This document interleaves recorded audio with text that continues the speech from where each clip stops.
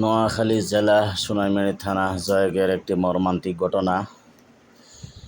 সৎ মা ও ভাইকে হত্যা করে পুকুরের পাড়ে একেবারে খাদাইয়া রাখছে। তা আসামিদের জবানবন্দি অনুযায়ী আবার সেখানে 3 বছর পরে খনন করে এই হাড্ডি হুড্ডি এগুলো উদ্ধার করছে।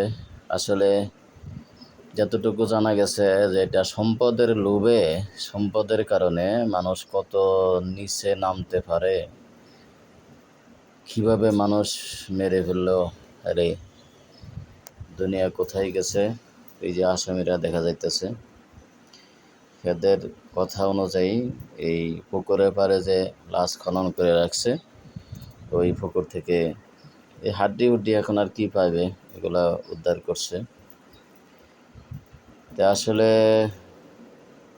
কত সম্পদ মানুষকে কত নিচে নামায় নিয়ে আসে।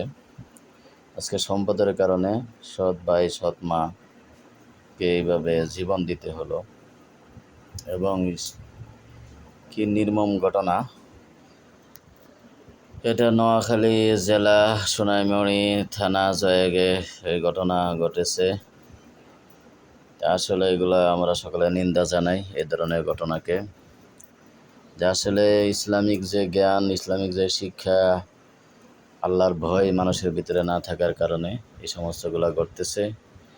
এই জন্য আমাদের সকলের দায়িত্ব হইল সকলকে ইসলামিক জ্ঞান, ইসলামিক শিক্ষা দেওয়া, আল্লাহর ভয় ভীতি মানুষের অন্তরে পয়দা করা। মানুষের ভিতরে যদি আল্লাহর ভয় ভীতি না থাকে, মানুষ এইগুলা করতে পারে।